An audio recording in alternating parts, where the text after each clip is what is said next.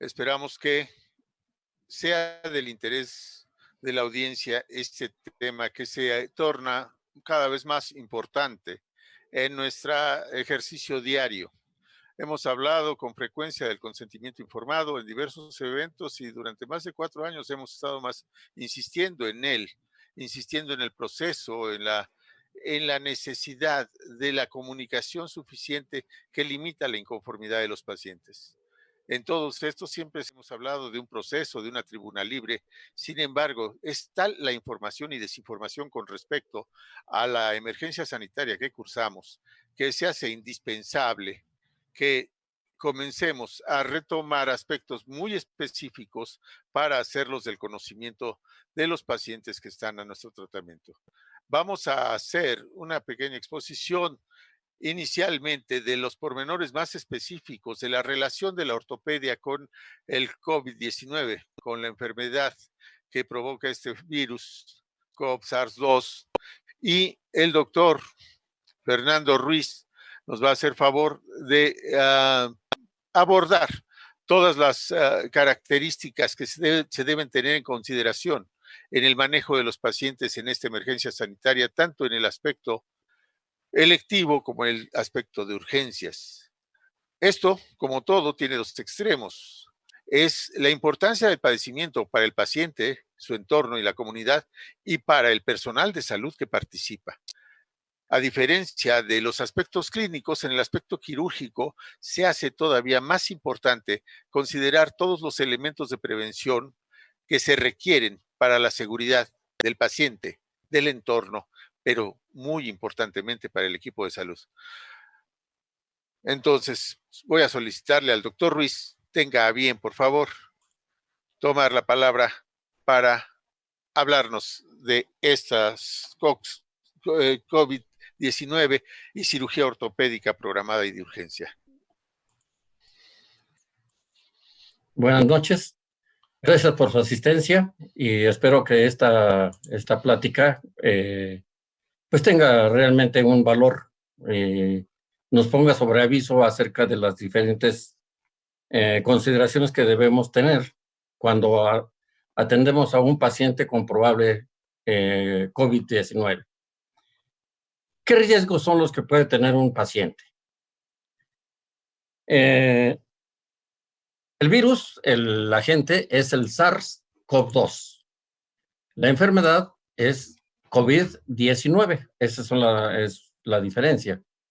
El virus es un SARS-CoV-2 y sabemos que es un virus RNA con cobertura de lípidos, que es sumamente contagioso. Se contagia vía aérea o por fomites.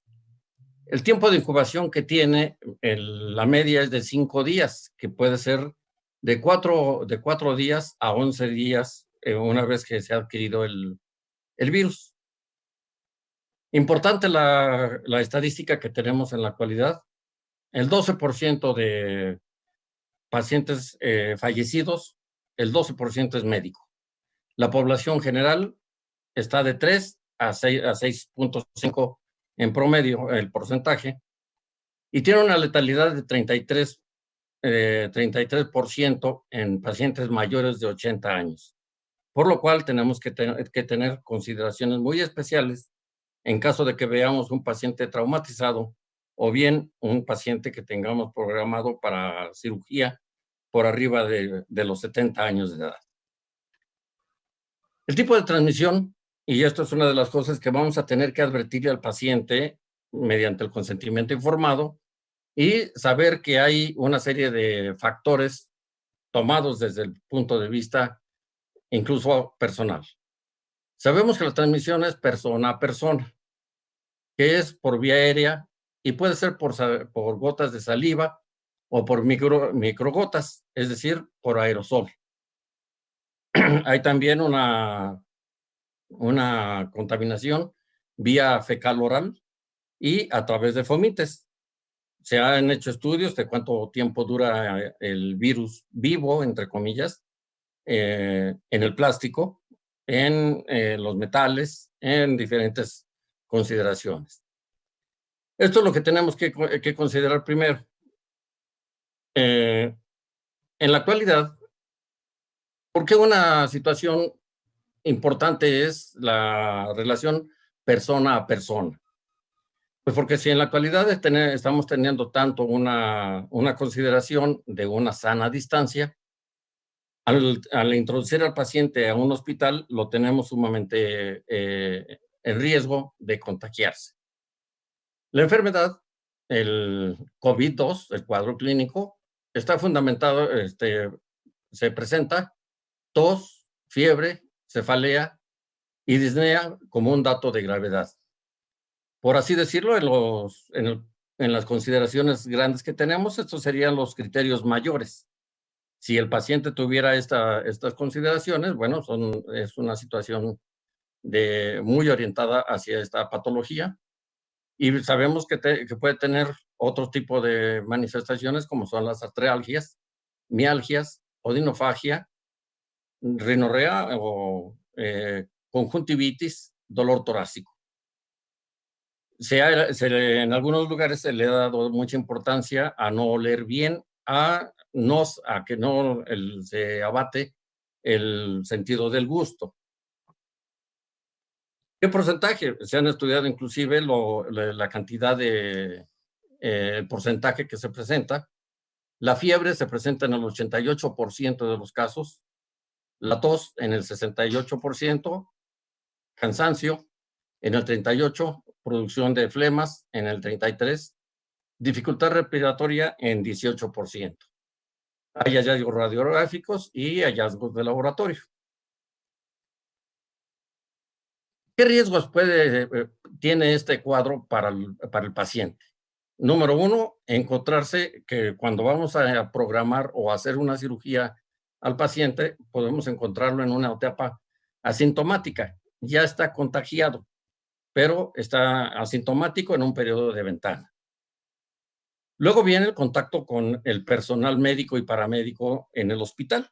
Sabemos que los hospitales en la actualidad son sumamente contaminados y la sana distancia entre personas es una situación bastante difícil de cumplir en un hospital.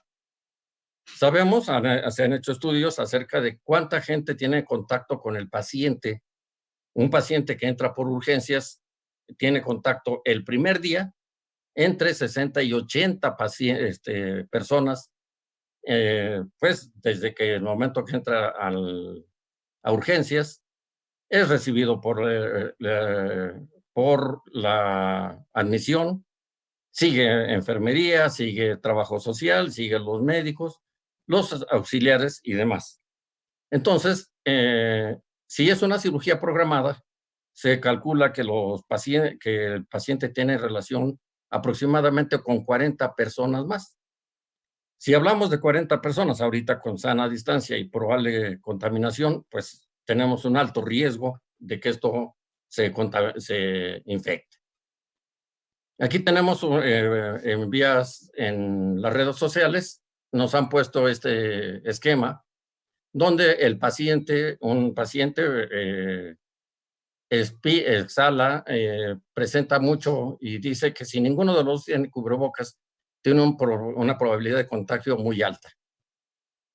Si se pone cubrebocas, tiene alta. Si el paciente portador es el que se pone cubrebocas, disminuye. Y si ambos tuvieran, sería baja. Esto no es real. Esto no es real porque el virus va por mucosas, en este caso serían ojos. Donde sería una situación muy adecuada sería que el receptor tuviera unos gogles, se protegiera sus ojos y se protegiera con un cubrebocas. Si ambos estuvieran con cubrebocas, esto estaría mucho más fácil. Los riesgos quirúrgicos, entonces, y vamos a operar un paciente que después va a evolucionar a mal. ¿Qué situación viene? Pues que el paciente fuera asintomático, que se hicieran mal uso de las protecciones que se dan, mala higiene de los insumos, hay una manipulación para el equipo quirúrgico, se manipulan tejidos y sangre, hay salpicaduras de fluidos y cuando hacemos utilizar brocas, fresas y rimas, pueden volar pequeñas gotas cuando se insufla para la artroscopía o alguna cosa así. Cuando se percute y se trata de meter algún implante, vemos cómo se vuelan esta cantidad de gotitas, y esto puede ser un factor de contaminación, de inoculación. La utilización del electrocauterio también al momento de quemar el tejido también explota y nos puede contaminar. Irrigación de las heridas y soluciones. ¿Qué es lo que tenemos que proteger al equipo quirúrgico? Pues ofrecerle una protección total. Y hay cosas donde en un momento dado se podría haber necesidad de disminuir, de cubrir a todo el personal. La utilización de caretas se puede hacer en esta situación. Aquí vemos uno de los estudios, cómo hubo fracturas y se desarrolló un problema de neumonías. Es importante saber que el virus es un organismo vivo, es una molécula de RNA que está cubierto por una capa protectora de lípidos, que se contamina a través de mucosa oral, nasal, bucal. El virus se conserva muy estable en ambientes fríos y húmedos. El SARS-CoV-2 no puede atravesar la piel sana, esto es una de las situaciones importantes. Es un virus que llegó para quedarse. El peróxido, para quienes utilizan el agua oxigenada o superoxigenada, es un buen resultado de esto. Las recomendaciones que tenemos es que todos los procedimientos selectivos deben diferirse. Hay en la actualidad, ya hay 4 demandas que se intervino el paciente y nos dio problemas. Prevenir al paciente de que esto tiene un aumento de morbimortalidad, entonces es un paciente en alto riesgo. Asegurar estrategias de procedimientos urgentes, proteger adecuadamente al paciente y al equipo quirúrgico. Y en la próxima etapa 3 que vamos a llegar, necesidades de disponibilidad de habitaciones y respiradores. Permitir las conclusiones de esto, permitir la cantidad de personas mínimas requeridas en quirófano. Considerar instrumentos cortantes de la mejor calidad para evitar salpicaduras y microgotas. Los equipos de infusión, líquidos y gases, utilizarlos a la menor presión posible. El electrocauterio a la menor temperatura posible para que no bote los tejiditos. Controlar el número de pacientes y de visitantes posteriormente. Considerar que cada paciente o persona del equipo es potencialmente portador de un virus. Acortar las consultas a tiempos mínimos y una situación que en casos confirmados, de lo cual yo no estoy muy de acuerdo, es favorecer la relación profesional a distancia por telecomunicación. Espero que esto sea ilustrativo porque de aquí es lo que va a emerger nuestro adendum al consentimiento informado. Muchas gracias y buenas noches. Gracias, doctor Ruiz. Vamos ahora, este es en el aspecto individual, en la prestación, en el proceso técnico.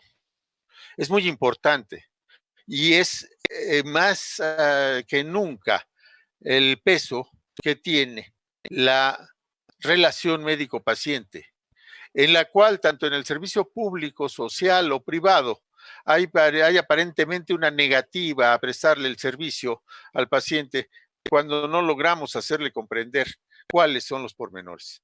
Vamos a dar inicio a la presentación muy breve de un repaso de aspectos específicos del consentimiento informado.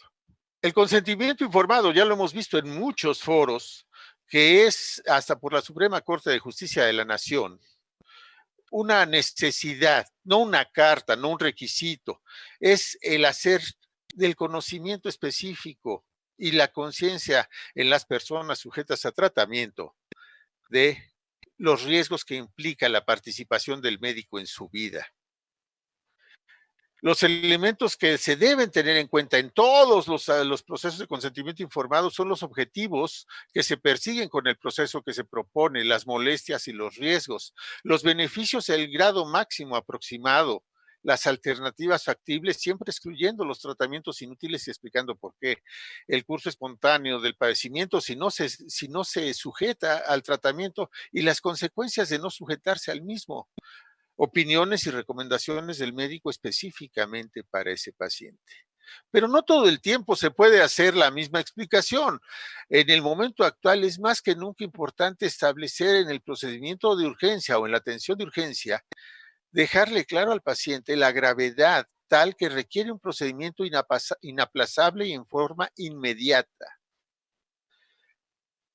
¿Por qué la necesidad de un procedimiento que va a generar, de no hacerse, severa discapacidad, mala unión, infección, pseudoartrosis, secuelas neurológicas, sabido por la propia historia natural de ese padecimiento, de ese tipo de lesión, de ese tipo de entidad? Es importante, como siempre, mantener la dignidad de la persona y no lesionar su dignidad, manteniendo una dinámica que limite lesionar o ir en contra de los principios elementales. El paciente de urgencias. Entonces, definir el problema, explicar con sencillez hasta dónde pueden llegar las consecuencias de este, sin pormenorizar el pronóstico de emergencia. No es lo mismo para los pacientes con cirugías programadas, que a veces tienen meses esperándolas y hay que convencerlos de por qué puede esperar. Es de esos padecimientos, no gravita la vida o no hay riesgo de lesiones asociadas que generen secuelas, discapacidad o algún otro problema. Los procedimientos electivos son aquellos que permiten administrar, limitar o eliminar los riesgos, pues la alteración funcional no compromete la vida del paciente, como son las desviaciones, alteraciones estructurales de larga evolución o correctivas por algún motivo. Los procedimientos programados van a ser muy importantes, precisamente que sea comprendido por el paciente en el consentimiento informado qué es lo que le pasa. En estos es importantísimo el diagnóstico, el pronóstico y las alternativas específicas de tratamiento. La oferta de la cirugía en condiciones éticas principalmente tiene 3 condicionantes: el requerimiento apropiado, los cuestionamientos éticos del cirujano y los elementos religiosos que pudiera tener. Y aquí entran varias cosas importantes. No podemos llevar a cabo un procedimiento programado si no tiene una justificación suficiente. Este es el punto más específico de esta situación. El centro del consentimiento informado para estos padecimientos programados, el centro sobre el cual orbita todo lo demás, es que el paciente acepta o consienta qué es lo que se debe hacer. El centro del consentimiento informado es la verdad. No se puede tomar un argumento para realizar una cirugía programada si no es una verdadera urgencia. La cirugía electiva requiere una comunicación para que el cirujano pueda sortear con inteligencia un paternalismo entre 2 tipos. Este es el punto fundamental. Un paciente va a perdonar un error al cirujano, pero no le va a perdonar el engaño. Y esto está relacionado directamente con la gravedad del padecimiento. Como dijimos hace un momento, la información debe ser con toda claridad. Estamos en una contingencia sanitaria. Como lo dijo el doctor Ruiz, el contacto que tiene el paciente al llegar a la unidad es múltiple. Son muchísimas las personas que van a tener contacto con él. La posibilidad de contagio es muy alta.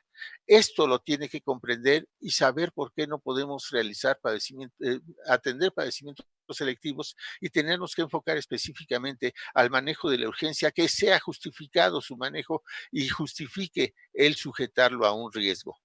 Esto es una disposición voluntaria del paciente recibir y solicitar la atención durante la contingencia, pero debe comprender y aceptar las medidas especiales por la presencia tanto de un virus que tiene características específicas como de la enfermedad que provoca. Esto hace todavía más compleja la situación, porque si estábamos hablando de un consentimiento informado que podía tratarse de un proceso administrativo, actualmente las características del padecimiento nos empujan a hacerle comprender cuál es la realidad sanitaria que está viviendo el país. Primero, tiene que conducirse al paciente a que haga una declaración bien informada.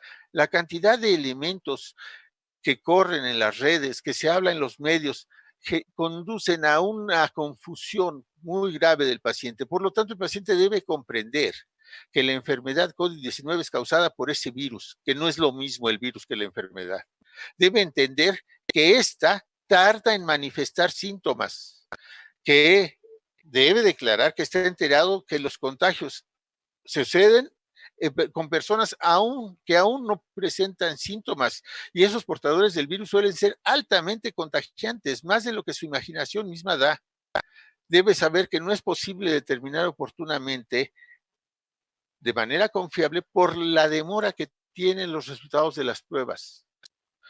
Este es el centro. Lo otro, el proceso de atención también se va a modificar. Debemos explicar al paciente para que comprenda y acepte que aún con todas las precauciones, todas las dinámicas que tenga el hospital, siempre existe el riesgo de contagio debido a que simplemente está en un sitio de contaminación potencial. Que la frecuencia de visitas de los pacientes va a ser un factor importante, no solo las que le visitan a él, sino otros pacientes sanos y personas sanas que lleguen a ese establecimiento. Debe entender que las características del virus, que es altamente resistente y altamente contagiante, y debemos explicarle las condiciones generadas por los procedimientos y acciones médicas, que las lesiones de la piel, la vulnerabilidad posterior a un traumatismo como es la cirugía, o aún incluso el contacto con personas que no sabemos estar enfermadas. Debe declarar que el especialista informó que bajo esta pandemia actual hay pautas generales, pero principalmente es la distancia del personal. Por lo tanto, está contraindicada y representa un riesgo injustificado la atención o procedimientos médico-quirúrgicos que no tengan carácter urgente. Es decir, actualizando lo que dice la subsecretaría todo el tiempo, no salga de su casa si no es totalmente urgente. La conclusión es que durante la pandemia la prestación de los servicios médicos representa un alto riesgo. Esto tiene que quedarle muy claro al paciente, que ya solamente por estar ahí está en riesgo, que está contraindicada la realización de procedimientos selectivos, invasivos o, insisto, de asistencia.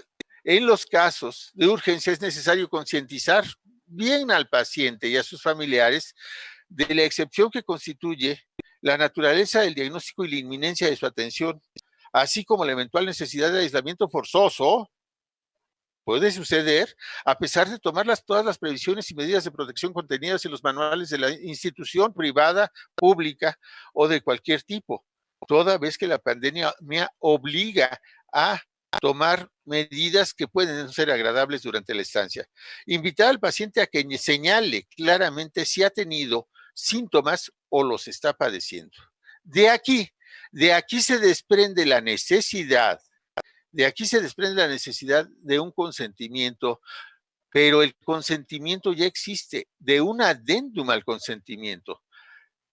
Por experiencia, la gran cantidad de documentos y machotes y formatos de consentimiento informado, cuanto más abundantes sean, es más posible que no se lean y se comprendan. Prácticamente el formato que se está proponiendo es la suma de muchas propuestas que existen, y esta es la más simple, en la cual es una guía para dar la información y que el paciente lo declare por sí mismo. Se inicia en la parte de arriba con que es un adendum al consentimiento genérico, pero este adendum es para los servicios durante la contingencia, donde el paciente, mediante ese documento hace constar que es su voluntad solicitar y recibir atención médica de urgencia o de cualquier otra índole durante la pandemia, que entiende y acepta las medidas preventivas, que se le explicó el contenido de la enfermedad y las características. No es necesario que conozca más. Es importante que lo sepa, pero no es necesario que conozca todas las medidas preventivas. Y dejar claro que por eso entiende y acepta que las precauciones en las dinámicas preventivas siempre existe el riesgo de contraer la enfermedad, por las características del virus a pesar de las acciones del hospital fulano de tal, en el que eventualmente pueden dar lugar a un aislamiento forzoso. Finalmente, se le ha informado todo lo que tiene que hacer y hay pautas generales que debe seguir. Y confirma que está buscando esa atención por la cual se le está dando ese servicio, para la cual se le informaron las alternativas y criterios de seguridad, manifestando que no tiene esos síntomas y dejando totalmente claro su firma, la firma del médico, 2 testigos y la fecha en que se suscribió este. Este es un formato en el cual permite una laxitud muy grande para la explicación, pero permite una pauta, una guía por la cual se va a ir esclareciendo todo lo que explicó el doctor Ruiz, pero en una forma mucho más simple, tocando todos los puntos necesarios. Me permito entonces solicitarle algo que nos interesa a todos, al doctor Ponce de León, si nos puede hacer favor de repasar los aspectos médico-legales de la atención durante esta contingencia sanitaria. Gracias. Muchas gracias, doctor Rosiles. Pues es realmente como dicen los aspectos académicos, ¿no? Esto finalmente es una ventana de oportunidad para que podamos nosotros hablar de algunos temas que siempre han sido cuestión de debate específicamente, por ejemplo, las situaciones relacionadas con las características en la atención médica de este tipo de pacientes. Sin embargo, bueno, pues hay que poner en contexto este tipo de situaciones y para ello vamos a ver lo relacionado con las consideraciones médico-legales en este tipo de padecimientos. Vemos nosotros que desde el 11 de marzo del 2020 la Organización Mundial de la Salud ha declarado oficialmente esto como una pandemia y esto ya ha llegado a los 5 continentes y se ha hecho un llamado a los países para la adopción de medidas urgentes, así como para poder activar los mecanismos de respuesta en el caso de las emergencias. Lo que corresponde a la Secretaría de Salud de los Estados Unidos mexicanos, desde el 23 de marzo ha establecido la jornada de sana distancia, que va a abarcar de las fechas del 23 de marzo al 19 de abril de este año, y esto va encaminado al sector público, al sector privado y también al sector social, abarcando a la totalidad de la población de nuestro país. En esta jornada se van a incluir medidas como la suspensión temporal de las actividades no esenciales y la reprogramación de eventos de concentración masiva. Posteriormente, el 23 de marzo del 2020, fue publicado en el Diario Oficial de la Federación, el Consejo de Salubridad General reconoce la epidemia de la enfermedad por el virus de SARS-CoV-2 en México como una enfermedad grave de atención prioritaria. Y de ahí que posteriormente, el 30 de marzo de este año, se declara en el Diario Oficial de la Federación como emergencia sanitaria por causa de fuerza mayor, y esto condiciona el que se tengan que tomar ciertas medidas médicas y administrativas para la atención de este tipo de padecimientos. Ya el 31 de marzo se establece a través del Diario Oficial de la Federación el Acuerdo de Acciones Extraordinarias para la atención de esta emergencia sanitaria, y entonces se definen actividades esenciales y no esenciales que se van a poder estar realizando en la comunidad. Para poder poner en encuadre este tipo de situaciones, vamos a ver nosotros que la atención a la salud o la protección a la salud se encuentra amparado en la Constitución en el artículo 4, y esto se llega a nivel de nosotros a través de la Ley General de Salud, en donde todas las personas van a tener derecho a la protección de la salud y al acceso a los servicios de salud. Aquellas personas o instituciones que se nieguen a prestar este tipo de servicio a los pacientes pueden ser acreedores a sanciones económicas y aspectos relacionados con suspensión de la libertad en algunas ocasiones. Entonces, específicamente para el personal técnico y auxiliar de la atención médica puede ir de 6 meses a 5 años de prisión, y la suspensión para el ejercicio de la profesión hasta por 2 años. Y en el caso de los establecimientos de atención médica puede llevarse hasta clausuras definitivas en algunas ocasiones, cuando no cumple uno con todos los requisitos. Definitivamente vamos a encontrar nosotros obligatoriedad de las acciones, y van a haber algunas medidas que se puedan imponer, y desde el punto de vista sanitario no hay de alguna manera específica por no cumplir con acuerdos y decretos emitidos por la Secretaría de Salud. Sin embargo, están bien establecidos aspectos de multas y arrestos hasta por 36 horas en quien infrinja este tipo de reglas. Definitivamente no está ninguna legislación específicamente hecha para lo que corresponde a emergencias sanitarias y por lo tanto no hay derechos específicos en la materia de prestación de servicios de salud. Sin embargo, es importante que se debe atender al derecho general de la protección a la salud de los Estados Unidos mexicanos en materia de salud en este caso. Entonces, específicamente, una de las preguntas que siempre surge con esto es si se puede negar la atención a los pacientes. Es un hecho que no. Se va a sancionar con arresto hasta por 36 horas a la persona que interfiere o se oponga al ejercicio de las funciones de autoridad sanitaria. Esto es incluyendo nuestra participación en la atención de los pacientes. Y asimismo, cuando la persona se ponga en rebeldía, puede haber disposiciones específicas porque esto va a repercutir en peligro en la salud de las personas. Entonces, es un hecho que nosotros no podemos negarnos a la atención de ese tipo de pacientes si es que no existe una causa legítima. Si nosotros pudiéramos identificar una causa legítima que pudiera impedirnos el libre actividad a la que nosotros estamos acostumbrados, como pueden ser los equipos de protección, que serían de las pocas circunstancias en las cuales vamos a poder nosotros evitar la atención en este tipo de pacientes. Y solamente cuando se encuentre esa causa legítima es cuando podemos nosotros evitar la atención, porque si de otra manera tendríamos nosotros situaciones de multas que pueden ir desde aspectos de 50 salarios mínimos generales hasta aspectos de prisión, en donde pueden ir de 6 meses hasta 3 años. Cuando nosotros nos negamos a prestar la atención a una persona, puede haber una restricción en el ejercicio de nuestra profesión hasta por 2 años si resultamos nosotros culpables en la atención de este tipo de pacientes. Y esto se va a incrementar en un momento determinado cuando nosotros hemos puesto en peligro la vida de nuestro paciente. El artículo 19 del Reglamento de la Ley General de Salud en materia de prestación de servicios de atención médica nos hace mención de que es importante establecer y vigilar el desarrollo de procedimientos para asegurar la oportuna y eficiente prestación de los servicios que el establecimiento, en este caso nuestro hospital, vaya a ofrecer. Así para como dar cumplimiento a las funciones a las que estamos nosotros dirigidos. Asimismo, también a través de este artículo vamos a ver nosotros la vigilancia de los mismos que se apliquen a las medidas de seguridad e higiene. Y dentro de esto viene ligado con el artículo 21 de este mismo reglamento, en donde el establecimiento que brinda la protección a la salud o la atención a la salud debe contar con personal idóneo y suficiente para la atención de los pacientes. En un momento determinado que los establecimientos que prestan el servicio de atención deben contar con todos los recursos físicos, tecnológicos y humanos.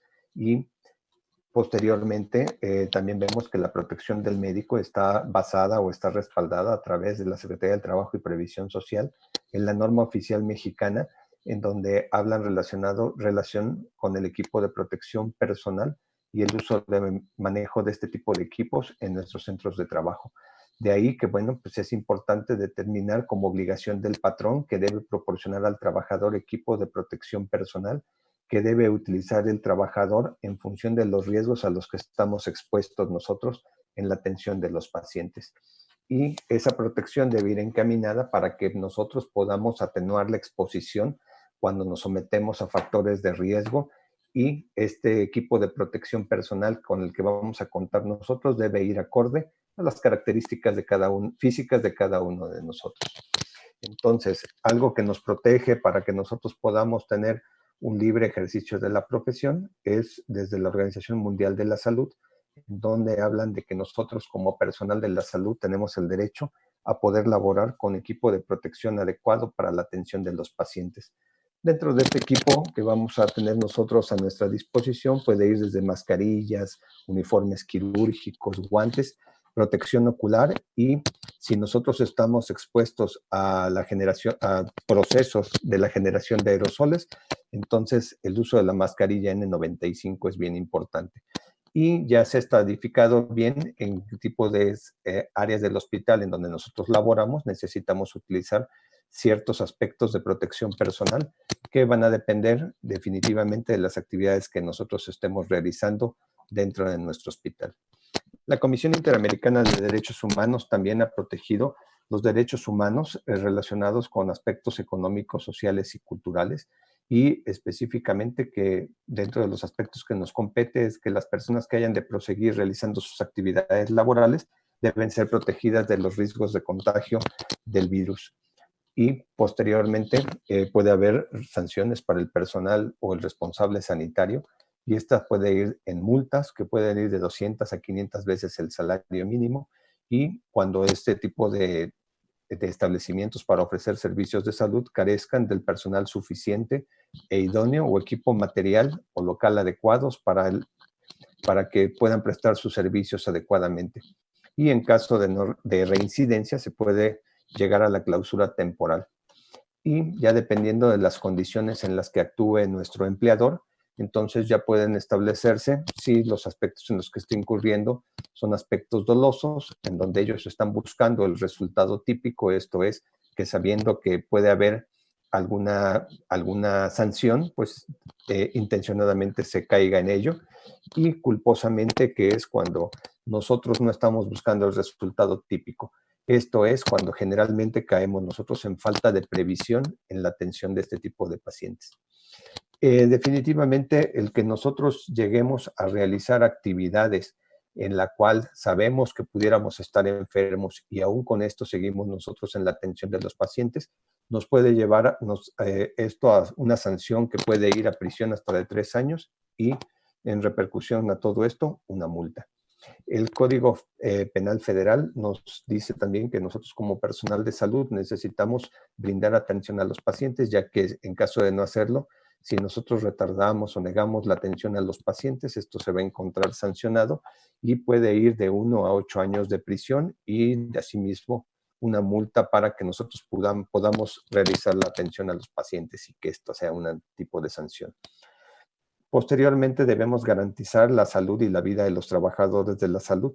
Por lo tanto, como dentro de las obligaciones de los patrones, vamos a encontrar que se debe proporcionar oportunamente a los trabajadores los instrumentos y materiales necesarios para que podamos realizar adecuadamente nuestro trabajo. Y estos materiales deben ser de buena calidad, en buen estado, y conforme vaya presentando su desgaste natural, el sustituirlos. Por lo tanto, en algunos hospitales llegan a proporcionar un cubrebocas para extensas jornadas de trabajo, que es importante el considerar que definitivamente para ello se necesita estar haciendo el cambio frecuente de lo que corresponde a este tipo de implementos.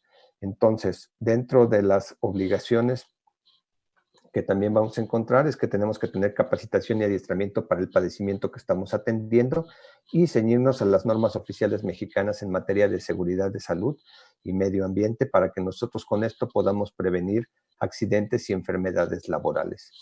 Es importante también que que identifiquemos dentro de las obligaciones de los patrones el que nosotros tengamos que proporcionar en caso de aspectos de medicamentos profilácticos, como hoy en día hemos escuchado en varias ocasiones, el que tengamos nosotros cierto tipo de medicamentos que sabemos o que se está estudiando que van a atenuar los efectos de este coronavirus para que podamos tener un mejor desarrollo de nuestras actividades.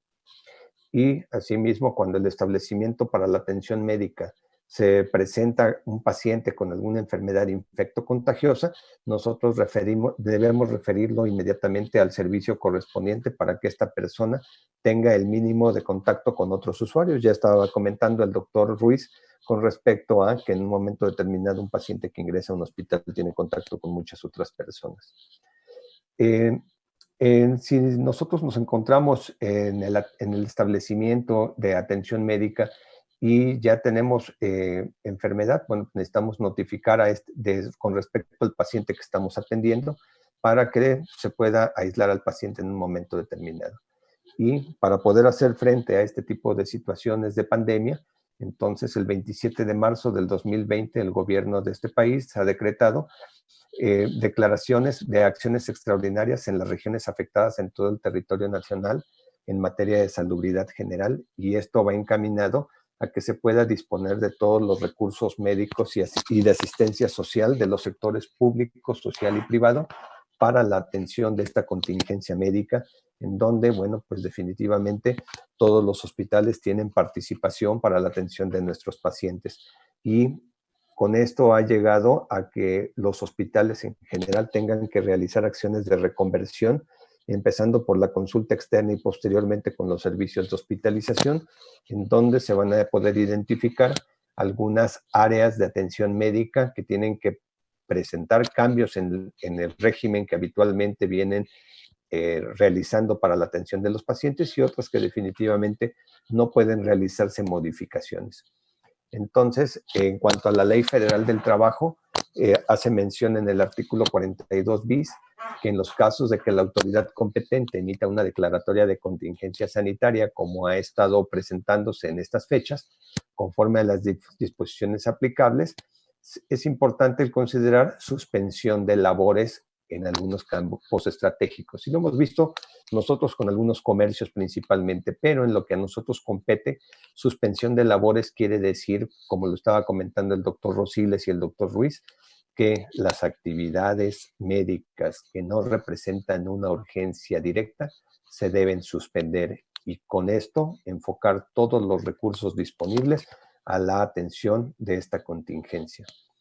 Y ya solamente en un momento determinado podríamos ser omisos con este tipo de situación en los casos de fuerza mayor o caso fortuito que no sean imputables al patrón y por lo tanto la modificación de estas actividades para que se pueda atender la contingencia sanitaria. Todo esto, como estamos viendo, que viene encaminado a realizar modificaciones en cuanto a los hábitos de la atención del paciente, nos ha llevado a que tengamos nosotros ventanas de oportunidad, como son lo que corresponde a las tecnologías de la información y la comunicación, en donde vamos a poder tener nosotros una apertura en cuanto a este tipo de comunicaciones con los pacientes, donde antes pues había mucha resistencia por parte de los pacientes y hoy día quizá hasta los mismos pacientes están solicitando la atención por medio de la telemedicina para recibir en algunas ocasiones consultas y consejos. Definitivamente la telemedicina es uno de los elementos que más ha tenido difusión y por lo tanto, bueno, pues hoy día los pacientes pueden tener acceso a la atención médica en forma remota y este tipo de consultas definitivamente no va a suplir la consulta presencial, únicamente es un complemento para poder llevar a cabo o continuar nuestra relación médico-paciente y que nuestros pacientes no se dejen abandonados posterior a que probablemente nosotros hubiéramos realizado un tratamiento quirúrgico inicialmente. Definitivamente este tipo de aspectos está subutilizado por barreras. Estas barreras inicialmente son legales debido a que hay varias compañías o la mayor parte de las compañías de seguros, por ejemplo, que no reconocen esto como una atención médica y por lo tanto no le cubren, no le reembolsan al paciente el gasto que han erogado. Definitivamente los aspectos económicos, cuando nosotros todavía no sabemos cuánto vamos a cobrar por una atención de este tipo y no sabemos si va a ser menos a lo que estamos acostumbrados en nuestra consulta o más, pero definitivamente la presencia de esta pandemia ha ofrecido mayor demanda por parte de los pacientes y porque ellos quieren mantenerse aislados aún. Y también esto repercute directamente en beneficio del médico. Tomemos en cuenta que hay varios de nuestros compañeros médicos que por los padecimientos concomitantes o por la edad ya no son gente sujeta a que puede estar presente dentro de un hospital y por lo tanto la telemedicina es una excelente herramienta para que puedan estar en contacto con sus pacientes. Como estábamos comentando, los aspectos económicos todavía no están definidos, no se sabe si tiene que ser menor o mayor el importe que tenemos que cobrar por una consulta de este tipo, pero definitivamente esto es, como comentábamos, una ventana de oportunidad para que podamos nosotros tener un acercamiento con los pacientes. Definitivamente vamos a estar encaminados a una mayor demanda para la atención con este tipo de padecimientos hoy a través de lo que corresponde a esta pandemia. Y también por medio de la telemedicina podemos hacer un tamizaje en los pacientes para poder identificar qué pacientes se encuentran enfermos y pueden recibir una atención primaria en su domicilio o qué pacientes son los que tienen que ir al hospital. Por ejemplo, en lo que nosotros compete, pensando en una fractura, el paciente puede comunicarse con nosotros y dar una orientación al respecto. Hay que tomar en consideración lo siguiente, si bien es cierto que esto no está regulado completamente, sí podemos considerar que no se le puede dar el mismo peso a una consulta por vía de telemedicina que a una consulta presencial con el paciente en el que lo podemos nosotros revisar adecuadamente. pero finalmente es una herramienta para evitar el contagio dentro del personal de salud. Algunos aspectos que siempre hay que considerar con este tipo de aspectos como la telemedicina es de que necesitamos mantener a salvo la protección de datos personales en los pacientes. Necesitamos asimismo respetar el principio del resguardo de estos datos y algunas consideraciones con respecto a si debemos guardar o no la conferencia. Hay veces que la podemos guardar, pero mantenerla en resguardo hasta que hemos respaldado nosotros en un servidor seguro la información obtenida. Debemos para esto nosotros utilizar sistemas encriptados y evitar el almacenamiento de información sensible en nubes públicas que pueden ser de fácil acceso para otras personas. Asimismo, es importante que una vez que nosotros hayamos tenido la información respaldada, bueno, pues entonces nosotros debemos eliminar los datos de este tipo de pacientes y mantener sus imágenes, chats y grabaciones resguardados adecuadamente. Es importante, como le estaba comentando el doctor Rosiles, que para esto se deben obtener consentimientos para recabar la información que estamos mencionando, y es importante que hoy día tomemos en consideración que con estos aspectos relacionados con la pandemia, bueno, pues definitivamente los aspectos de discriminación se han hecho mucho más frecuentes y también hay aspectos que van a proteger esto. Quizá uno de los aspectos más álgidos que han resultado en los últimos días son los aspectos bioéticos para la asignación de recursos de medicina crítica. Nuestros recursos van a ser limitados y por lo tanto vamos a tener que tomar decisiones importantes para saber a qué pacientes nosotros vamos a brindarles la atención y aspectos tan importantes como un ventilador. Entonces, este documento tiene como propósito que va a ser una guía bioética para la toma de decisiones en cuanto al triage cuando los servicios de emergencia y de salud pública se vean desbordados. Entonces, esto es para que nosotros podamos tener en consideración cuáles son las medidas que se van a estar utilizando para esto. El objetivo para esto definitivamente es de que se puedan salvar la mayor cantidad de vidas, y es importante el considerar que para que pueda tomarse decisión de quién va a ser candidato a estar conectado a un ventilador, van a llevar prioridad a aquellas personas que no han pasado por los diferentes estados de desarrollo biopsicosocial humanos. Esto es, la gente más joven obviamente no ha completado ese ciclo y nuestros pacientes mayores ya lo han hecho. Por lo tanto, en este caso tendrían preferencia los pacientes jóvenes. Asimismo, cada centro de medicina crítica debe formar un equipo de triage.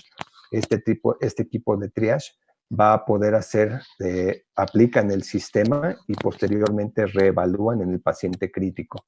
Entonces, en este tipo de situaciones, una vez que se ha tomado la decisión, el paciente, los familiares o incluso el médico tratante del paciente puede apelar la decisión de un comité en el que van a estar estableciéndose qué paciente es el que va a tener la atención del respirador. Y ahí está lo que corresponde a nuestros grupos que van a tomar este tipo de decisiones, que va a ser el oficial de triage, que va a estar constituido por un médico, una enfermera y un personal administrativo del centro de salud que maneje pacientes críticos. Sin embargo, la objeción o la apelación a las decisiones de este equipo va a ser dado por un comité revisor, en donde, bueno, pues definitivamente va a estar excluido el comité que ha realizado el triage y el médico tratante.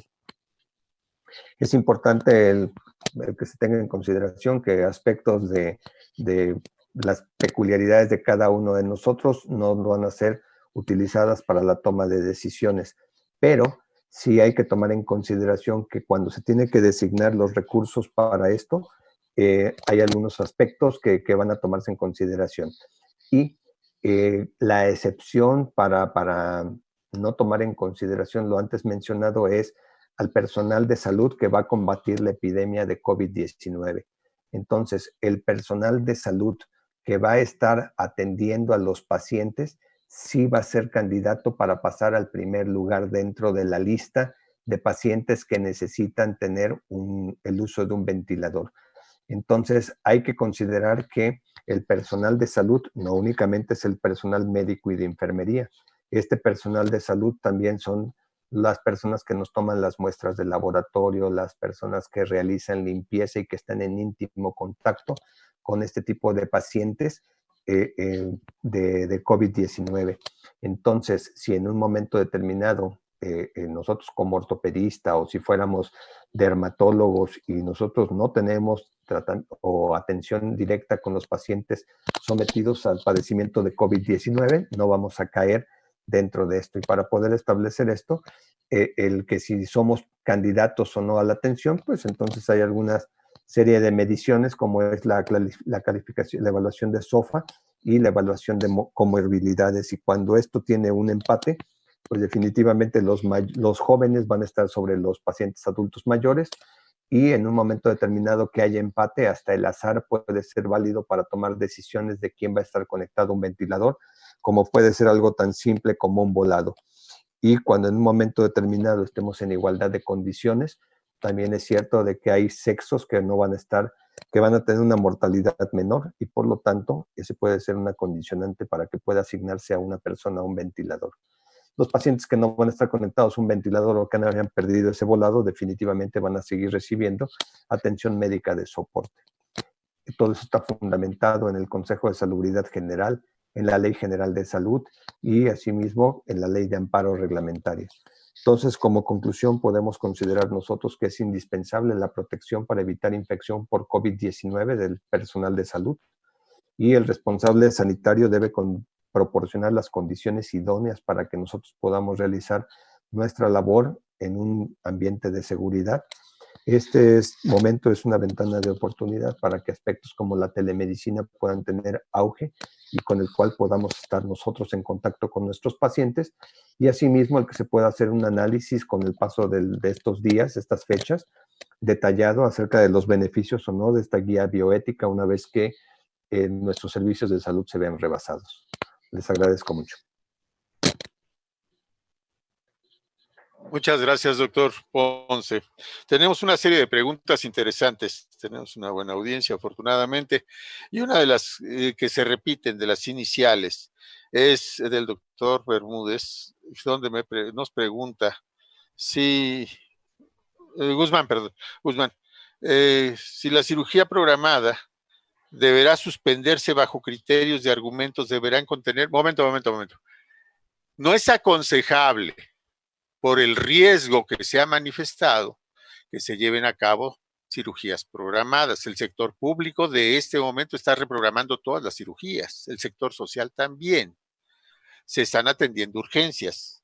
El consentimiento informado del que estamos hablando es hacer conciencia en el paciente de que no es una negativa de servicio, sino es un riesgo al que se está sujetando sin una justificación por el momento o por la inminencia de la cirugía.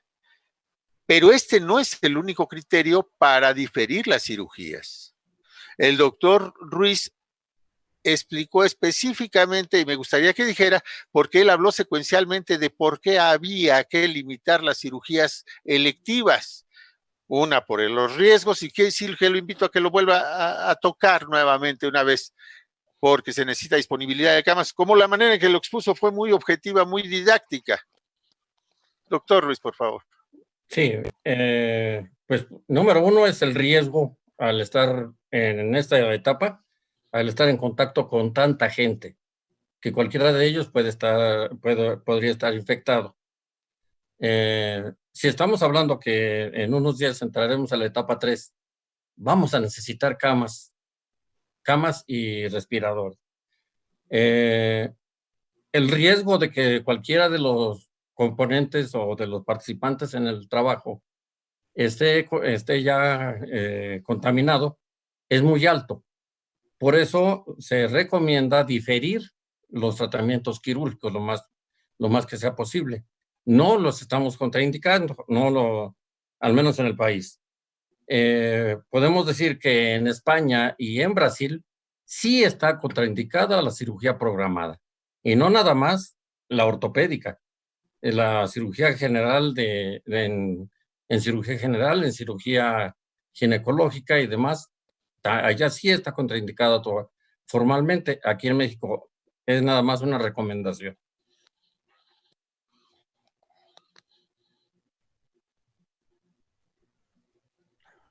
Gracias, doctor. Y es importante señalar que pudiera confundirse esto como una negativa de servicio, que la dejó muy clara el doctor Ponce.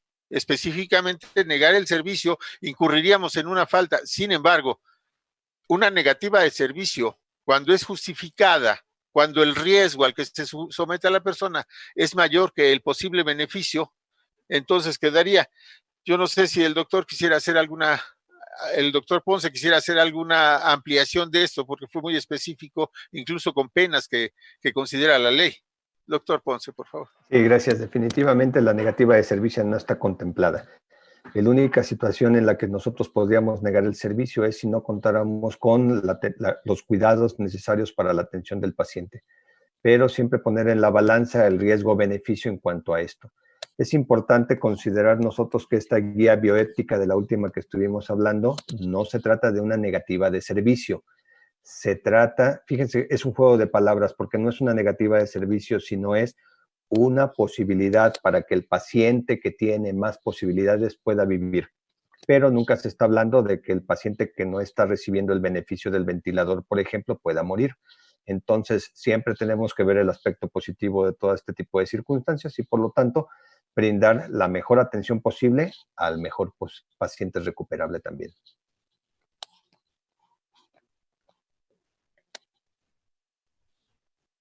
¿No se escucha? También nos hacen la pregunta, soy Rosiles, no Rosales, de que por qué no proponer solo cirugías de urgencia. No, se está haciendo la propuesta de que se haga un consentimiento específico del momento en que está viviendo la prestación de servicios de salud en México, del riesgo que constituye, que es un riesgo adicional a todos los riesgos del proceso quirúrgico al que está sujetándose. Es necesario que el paciente sea finalmente el que decida, y aún si decidiera, todavía puede objetar la realización de la cirugía por la falta de equipo de protección, como dijo el doctor Ponce propiamente dicho. No puedo, si el equipo que va a intervenir no tiene los medios necesarios para prevenir el contagio. Aquí hay una pregunta para el doctor Ponce específicamente. El Diario Oficial de la Federación dice que la indicación de mayores de 60 años, diabéticos, hipertensos, embarazadas, se separen del área médica, sea o no de alto riesgo, se suspende el 20 de abril. ¿Habrá continuidad durante la cuarentena? En mi centro de trabajo están negando la salida de los médicos y enfermeras con crónico-degenerativas. Doctor Ponce, por favor. Sí, esto es algo que ya está establecido y que por lo tanto uno puede en un momento determinado, la recomendación siempre fue, si nosotros contamos con crónico-degenerativas o algún otro tipo de aspectos, vete a la casa y haz trabajo en casa. Quizás nosotros como médicos no podamos estar haciendo al 100% este tipo de situaciones, pero nuestro personal que se encuentra en esas condiciones con edad mayor a 60 o con comorbilidades, es importante que participen en otras labores dentro de las actividades que habitualmente realizamos y generalmente esto cambia aspectos administrativos. No estamos en condiciones, esto es una regulación y por lo tanto hay algunos medios por los cuales podemos nosotros defendernos. Específicamente pueden ser por medio de amparos indirectos, en el cual nosotros podemos hacer el reclamo de esos derechos a los que tenemos nosotros acceso y por lo tanto el amparo indirecto sería uno de los mejores aspectos que podemos nosotros utilizar como herramienta para podernos defender de este tipo de situaciones que estrictamente hablando son arbitrarias. También Ángel Ramiro Domínguez, que si el formato de consentimiento informado que han realizado lo tienen disponible para compartir y modificar en cada unidad. Efectivamente, estamos presentando una propuesta no de consentimiento, sino de adendum al consentimiento informado. Estamos proponiendo una forma ágil, rápida, de una página, de fácil lectura, pero de amplia explicación para el paciente.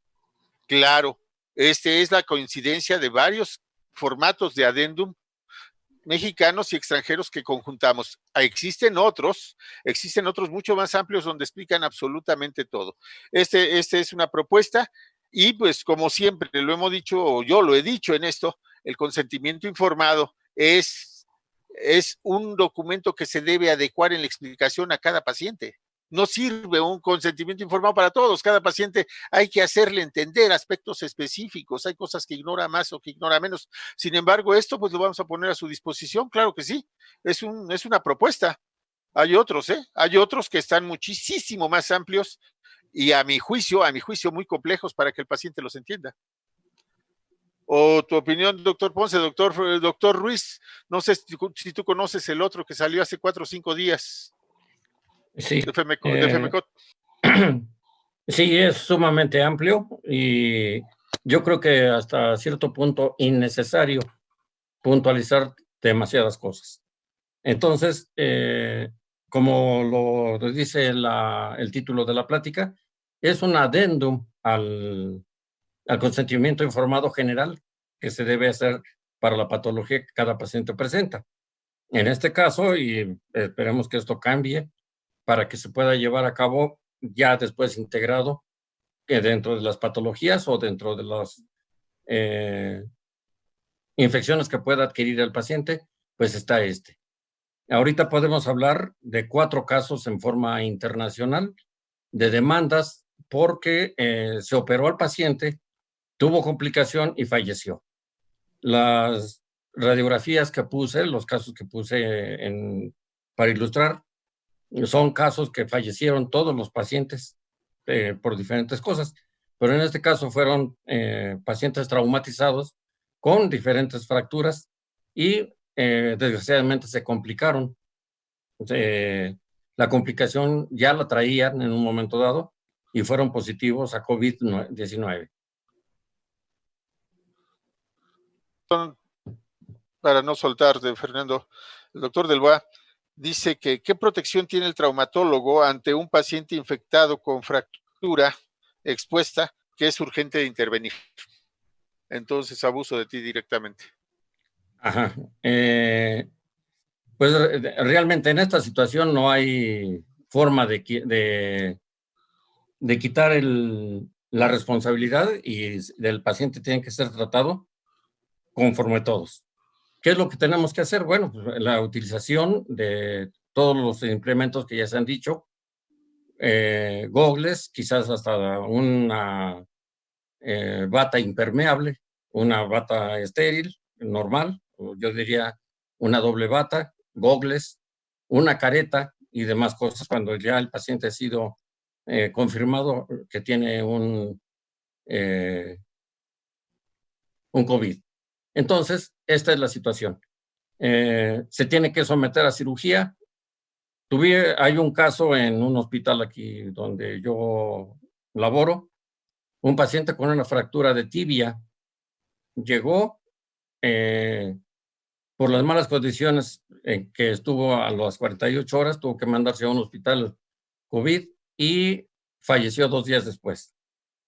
No, dijeron los familiares que se había complicado más por la fractura. Estas son las condiciones que vamos teniendo de trabajo. Entonces, sí es una situación importante y por eso la motivación de esta charla, que debemos advertirle a los pacientes que en este momento que están en riesgo de contagio. Gracias. Gracias, doctor Ruiz. Aquí hacen una pregunta muy interesante, porque bueno, colegas ortopedistas que han posteado fotos operando cirugía electiva, no de urgencias. Doctor Rosiles, ¿qué opinión tiene? Bueno, definitivamente está asumiendo un riesgo y está poniéndose en riesgo al paciente. Es decir, una cirugía tiene que estar indicada y justificada, no nada más porque esté indicada, tiene que estar justificada en tiempo, tiene que estar justificada en clínica, tiene que estar justificada en el momento. Y todas esas justificaciones parten de la limitación del riesgo, no de la exposición al mismo. Todos los procedimientos tienen riesgo. Hay que buscar la manera de limitarlos o de eliminarlos y es lo que hacemos todos los tiempos en la cirugía. Tenía aquí otra para el doctor Ponce, es la recomendación del diferimiento de cirugía electiva, está muy claro, pero para tener una argumentación jurídica, ¿saben ustedes si la Suprema Corte ha dicho algo respecto a el diferimiento, doctor Ponce? No, no tengo conocimiento de que la Suprema Corte de Justicia haya hecho algún pronunciamiento al respecto. Aquí sí quisiera puntualizar, el momento de la cirugía también forma parte de la libertad prescriptiva.